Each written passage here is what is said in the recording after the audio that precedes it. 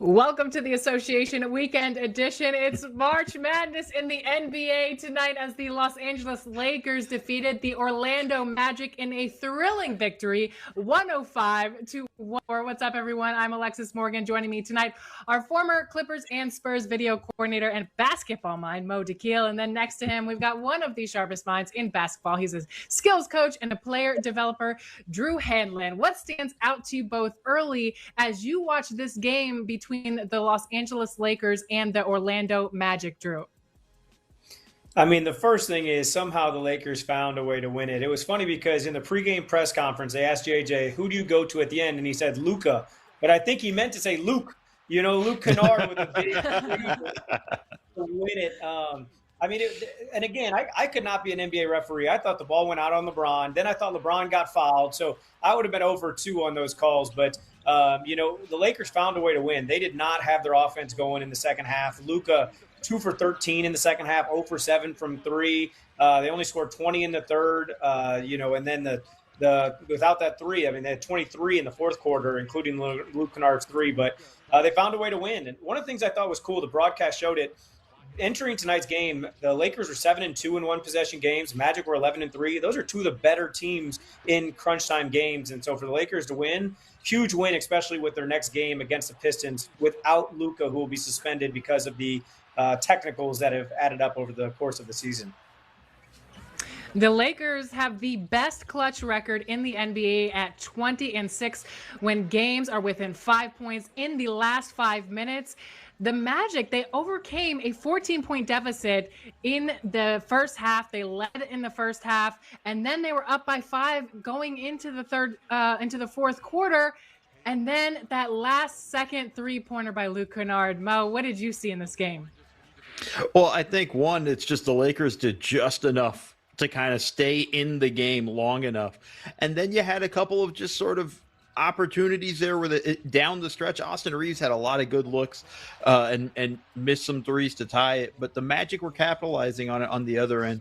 We're really kind of attacking over and over again. And on top of that, though, they just didn't execute the last play, the get-in play, which is what a coach calls when it's like, hey, we time out, advance the ball. We got to just get the ball in, be tight, get a foul call, and then go to the line and knock down your free throws, and we go home happy. But the situation was that, it just didn't really kind of hold on to it. And then credit the Lakers just staying in it. This drive by LeBron here down the stretch to make it a 1-point game was really impressive. But again, every time they answered back from the Magic down the stretch until they just couldn't. But this was a big one here from Paolo, getting a big bucket to just kind of drop in. They were rolling for the most part. Looked like they were going to pull the win, Alexis. Looked like your stat that the Lakers weren't going to beat Orlando for another year was going to hold. But then we get this play. I mean, this play was amazing because this was a great diagram from JJ Redick. I thought it was a foul. Wasn't called. Okay, cool. Lakers stay with it. And then the game winner from Luke Kennard. Like, what else can you ask for? And you said it, Alexis, before. A 2 doesn't kill you. A 3 does. And they give up a wide open 3 to Luke Kennard, of all guys, on a night where the Lakers made only 7 threes. He makes the biggest one for them. You have no idea how mad I was when Luke made that shot, because before the game in our pregame show, I was the only person to choose the Orlando Magic. And you know what that is? A great game, you know what guys. That is? The kiss of death. Moving on. Let's take a look at that last second shot by Luke Kennard to win this game. Man, what a great play for the Lakers. But Mo, if you're looking at this play and you're breaking it down, what are you seeing if you're Jamal Mosley? Well, late in the game, everything is switch everything. Every screen is switch everything. And like we just said, a 2 doesn't hurt you as much as a 3. A 2 just means overtime. And what happens on this play, I want you to see Paolo Banchero gives up and chases LeBron after Baines switched. He needed to switch and stay with Kennard right there. Instead, you have 2 chasing LeBron, who's diving to the basket, and then you just get a great pass from Smart right on the money to Kennard, and it was nothing but the bottom of the net. And then the Lakers storm in the court like it's the NCAA tournament right now. It's madness, baby. We're getting all sorts of fun. I'm hyped up because this was just too good of a play right there. I'm shocked the Magic kind of blew that one, though. All right, we're going to take a quick break, and after this, we'll be highlighting our next game coming up on NBA TV. That's going to be the Bucks versus the Suns. We'll see you right back here after this break.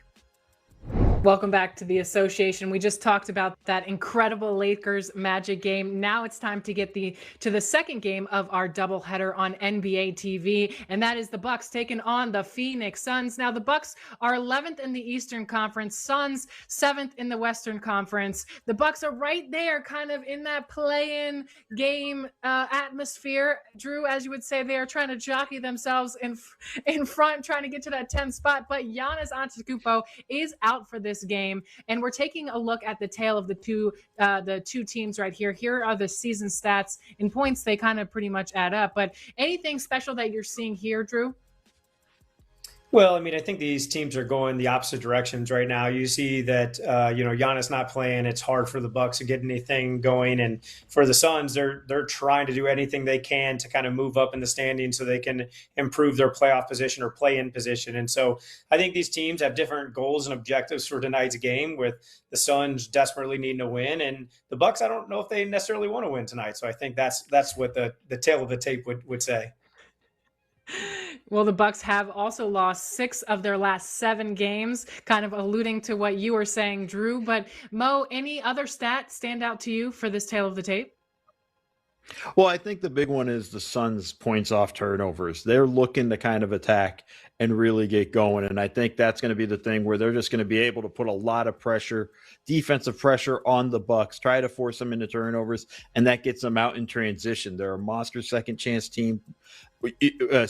points team, and the way they crash the offensive glass, they're going to constantly be putting pressure on you on your defense with that. So it's not even after you defend the shot, you got to get the rebound and finish the play. So it's going to be really important for Milwaukee if they're going to try to actually get a W. They need to do a good job on the boards tonight. You never know what's going to happen on any given night in the NBA. Let's talk about the player to watch for tonight's game. Drew, who do you have and why? I've got Jalen Green, and I think that he's just so important for the Suns. When he came back originally, and I know he's dealt with injuries throughout the season, he was really, really good. Last couple of games, not so good. And so I think the Suns need him to be better. I think, everyone knows what you're going to get from D-Book night in, night out. But he's really the X factor.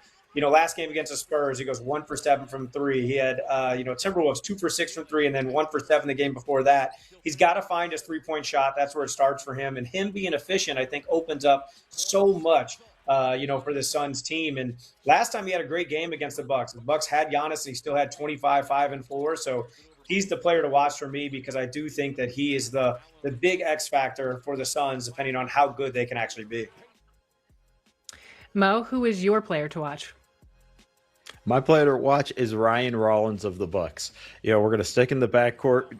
Drew went with the backcourt guy. I'm going with another one because I just think he's so important for their offense. This is the first year he's gotten real minutes, and he's really paid it off, showing that he could score. He leads them in assists when Giannis isn't on the floor. He's just a monster for them and can get them organized in offense. And as we talked about, they don't want to turn the ball over, so it's going to be his responsibility to make sure to take care of it, to keep the Suns out of transition, keep this a half-court game, and get in the paint, because I'm telling you, it's not just about points in the paint, but once you get in there, you find the kickouts, you find the opportunities there, you find the dump-off passes for the dunks and things like that. It's going to be really important that he not only finds buckets for himself, but he contributes and gets everybody else going. So he's going to be the player to watch for the Bucks tonight.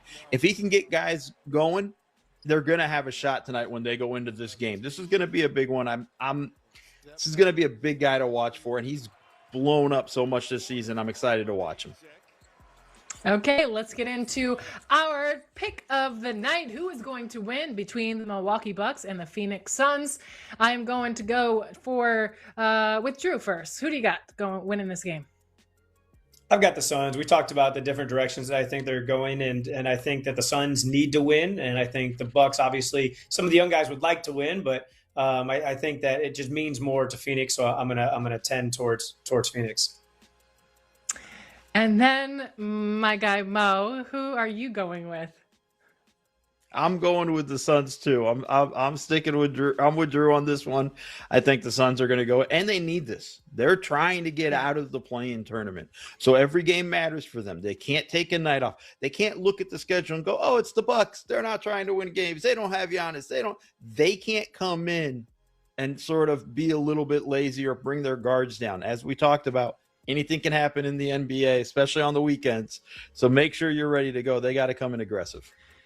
I kind of still hope there's some March Madness here in this game as well. I know there aren't as many big implications as the first game that we watched, but for my game, for my pick of the game, I'm going to go with the Suns, because before I picked the Orlando Magic, they lost. And so tonight I'm going to go with the Phoenix Suns. If you're new out there, Mo likes to call my choice the kiss of death, because I guess whoever I choose loses. So I'm very sorry to all the Suns fans out there, but I'm not the only one that does this. It's a known thing. What'd you say, Mo? Sorry, I couldn't hear you. It's a known fact. I'm not the only one. It's a known fact, Alexis. Drew, is this a known fact? This is kind of new to me, but he did warn me before the show. You know what I mean? He did tell me before the show, even before you made your pick, he said, whoever Alexis picks, just go with the opposite, because he explains kind of over the long course of the season the amount of data that has accumulated showing that, fading you is the right way to go.